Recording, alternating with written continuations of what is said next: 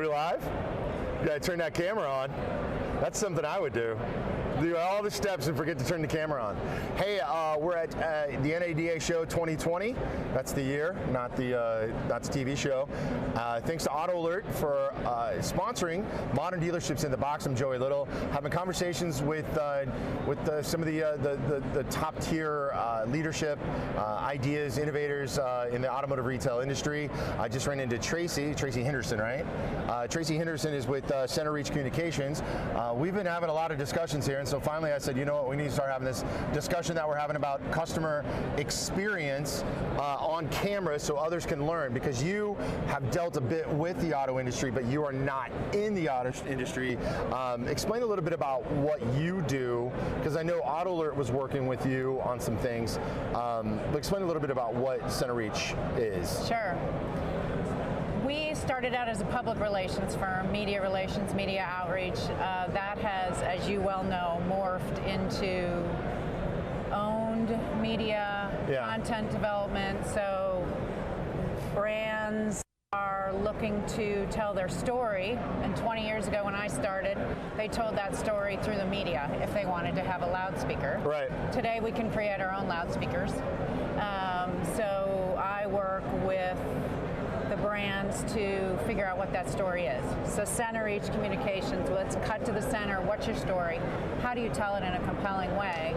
And Auto Alert does that through data, right? So you guys take a whole lot of data about a whole lot of customers, and you figure out how the dealers can communicate to them in a way that is meaningful, in a way that tells dealers the story of that customer. We try to, yeah, you try to.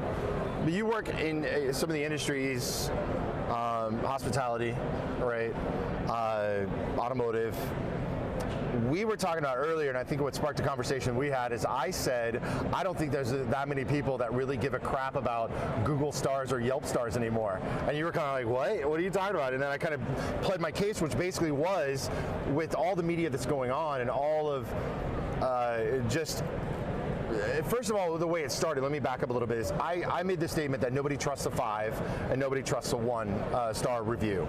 They just don't. Either you see a 5-star review, you're thinking they're either bought for, or there's a family and friends. Think about a restaurant, right? Right. Or a 1-star, that's just some jerk that's trying to get their point across. So 2, 3s, and 4s.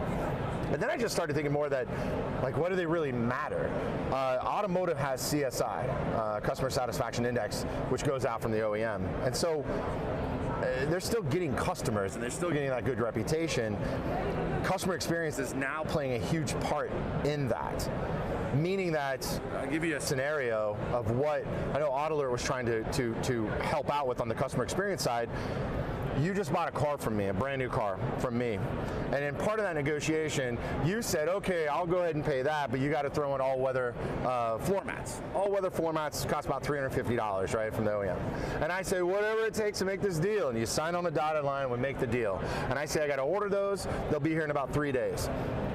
You call 3 days later and nobody knows what you're talking about. And I'm out, right? I mean, your salesperson's gone. And you're like, okay, well, I guess I'll call back tomorrow. You call back the next day and you get me, and then I'm like, oh, yeah. You realize that I did not make that order.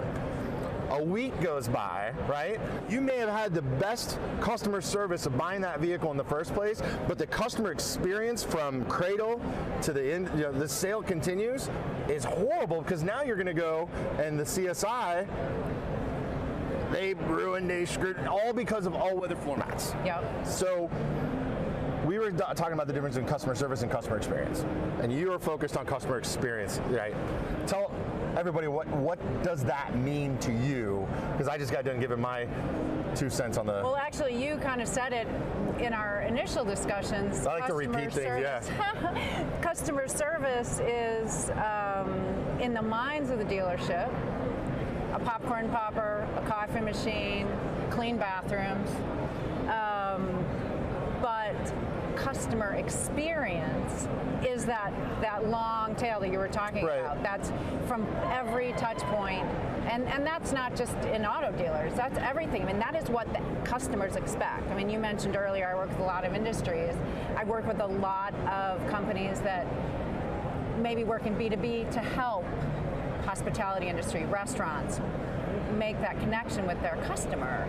And that's what we expect today. You know, Right. I'm old, so I still have kind of the old school expectations, but you know, Amazon, Netflix, they know what I want.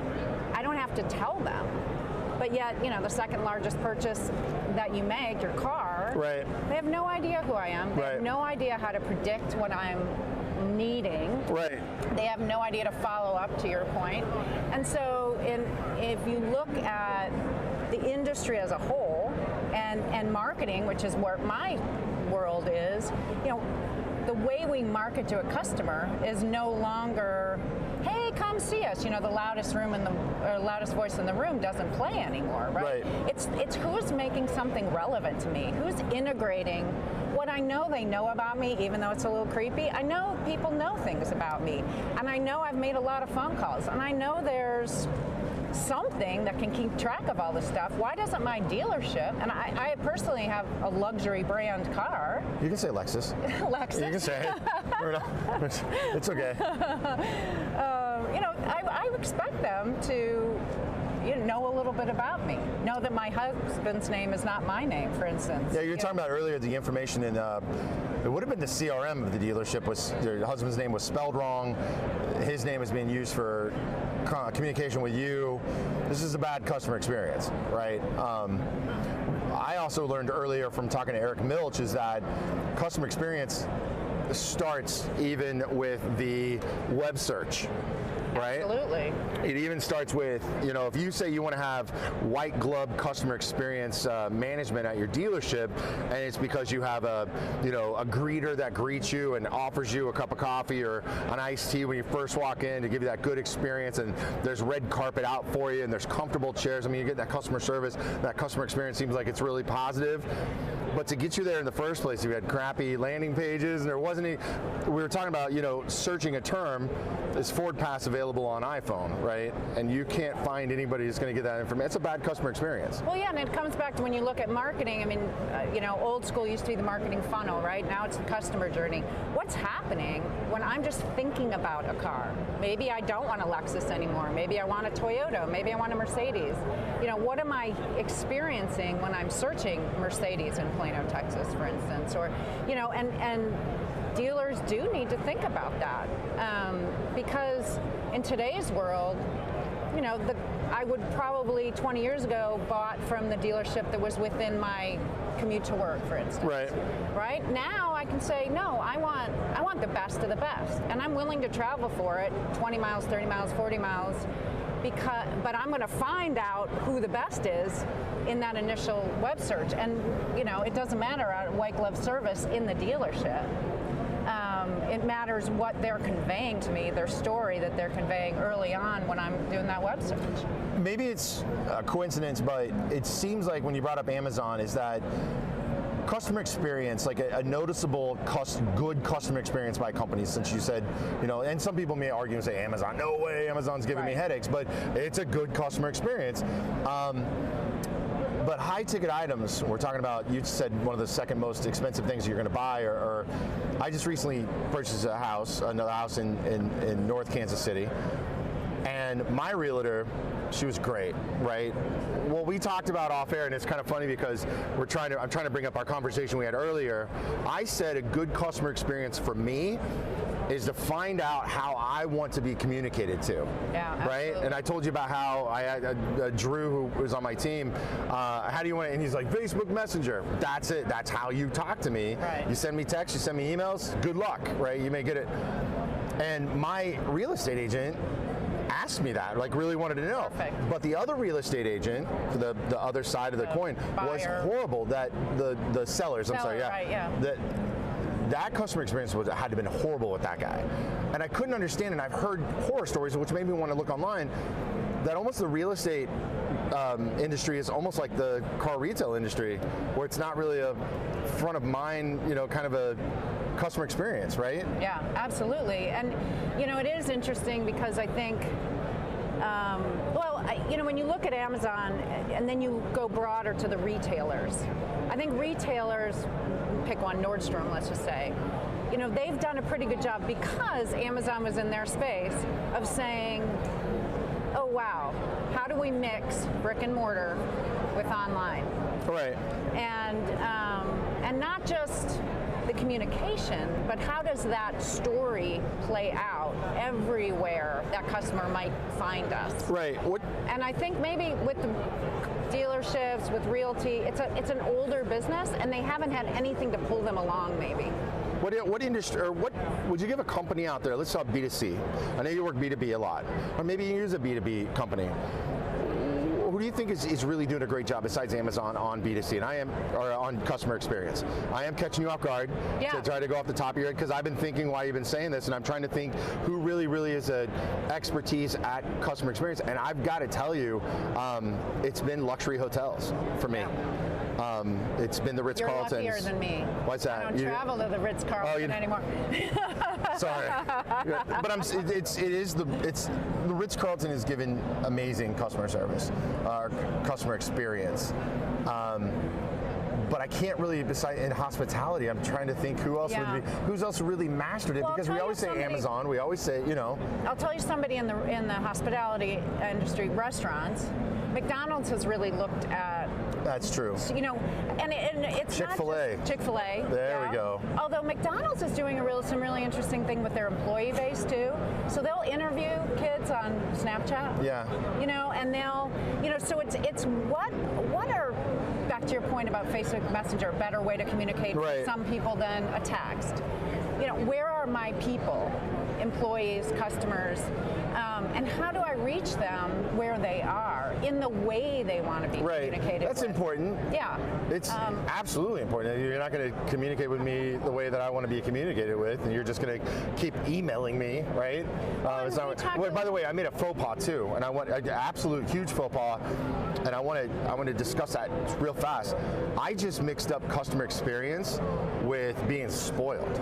Right? There's a difference there, because once you said McDonald's, then it completely changed in my head, because I'm thinking a good customer experience is that they provide me with a robe that is my size at Ritz-Carlton, right? They ask me, and it's ready for me in the room or on my, and it has all these like luxurious type things that makes me feel spoiled. That's not customer experience.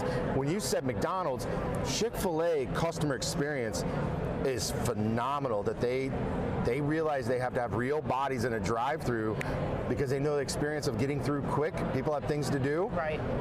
But I just realized how wrong I've been. But here's to that point. So, when you really look at it, Amazon to some people is evil because maybe they want that face-to-face. Right. They want, and there's a lot of research out there that's saying Gen Y and Gen Z are craving the one-on-one again, like they're actually wanting that brick and mortar again. Well, they are saying that the situation for Gen Z on car buying is that I think it was around 62 to 64%. This was in 2016. Want to have that feel the wheel, sit in the seat, go on the test drive, have all of that. That's the generation that's youngest, and Y was not. Y was a lot. So they would be more willing to buy something online. Millennials, right? Yeah, you're exactly. So yeah, right. you're correct that Gen Z is coming where they want. Feel the wheel, Yeah. So back to your point. I don't know. Somebody might hate Amazon because they want to, my mom, ask some questions. My mom hates it because she thinks that her information is going to be public. Sure. Her credit card, so she hates Amazon, doesn't want to order anything online. Yeah, and that's a concern, and a real concern, right? But I figure we live in the world we live in, and so, lean into the curve, if you will. But I think Amazon's the best thing ever, because I run my own business. I have a 4-year-old. My husband runs his own business. We're busy. And so the fact that I can get something shipped if I need it that day, and I know if something's wrong, or I know if it showed up even though if I'm not there, right? So that to me is a great customer experience. I got what I wanted when I needed it, and I was communicated throughout the whole process, right? So I do think, when we talk about customer experience, and what Auto Alert and a lot of companies that I work with in the data space know is, people's expectations now are almost as different as their fingerprints. And so the amount of data we have, we can start to cater that in a certain way that is, Tracy likes efficiency, Joey's mom likes personal service or privacy. She wants privacy, right? Yeah. And so if we know that, we can cater to that, right? So it's going to be individual. It's going to be one-to-one marketing going forward. Old school, right? Open Spray is done, but it's still going. I still get all the cards in the mail.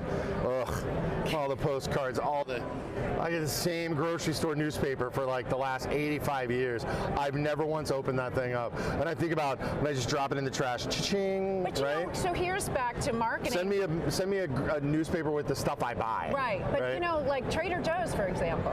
I mean, I don't know if you're a Trader Joe's shopper, but they send that little leaflet, and it looks like a 1920s newspaper. I don't ever read it, but I do go to Trader Joe's. There are people walk in with that thing. Yeah, no, you know? they see it. I mean, you know, so they know their customer, right? And it gets to that marketing the buyer persona. Who truly is your customer? Not just we sell to VP of sales. Right. It's no. What does VP of sales for a dealer look like? Well, you know, they tend to read this. They tend to shop here. They tend to, you know, profiling. And exactly, it's profiling. And so I think more and more in my world, much we're moving in that direction. Where, you know, it used to be enough to kind of spray things all over, even in B2B, which I've mostly worked in. If you get a 0.25% return, you know, if you spent $1 and you made $1.10, it's still a profit, and that's how they survive. Like, remember the old, you know, direct marketing that you might not have had to work in that world, but it was like, oh, if we get a 1% return, we've made our money. Are you kidding me? I worked in an industry that had 0 ROI. And radio, all right? Top of mind awareness. Before we go, we got to get out of here. Do you know the Trader Joe's Aldi connection? Yes, they're brothers. They were brothers, in Germany. Yeah. One was a little bit more flamboyant, the other one was a little bit more analytical. Do you guys know that? Did you know that, Mark? Yeah, so Trader Joe's, Aldi's was started in Germany, like a little mom and pop store. When the dad finally gave it up, he had 2 brothers. One was very much like yourself, nobody can see you, tattooed up, creative. The other one was very much like Mark, analytical, methodical.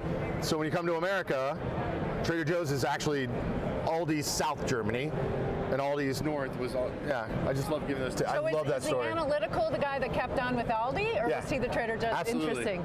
And it's so funny because a lot of their products, a lot of people think that the Aldi products are kind of like a cheap knockoff, or cheap like a generic, right? When really it's just the exact same Trader Joe's product that's just relabeled all the way across. So isn't that nuts? Yeah. It's nuts. I like the Trader Joe's experience, you can just though, you know? See, I like the Aldi's experience. Oh, it's just straight through. Oh, just like IKEA. I love that. I'm an analytical guy. I love the just straight, and if I need to go back, I'm not even getting it. I've already passed it, I'm not doing it. So that's how we're all different. So thanks for, once again, thanks to AutoAlert for having Modern Dealerships in the box right here in the middle of their booth here at NADA 2020. I'm Joey Little. Thanks a lot. Tracy Henderson, you can catch her. I'm going to give your email out. Tracy at CenterReachCommunications.com. Communication? Yeah, with no S. I got you. Singular. Have a good day. All right, thank you.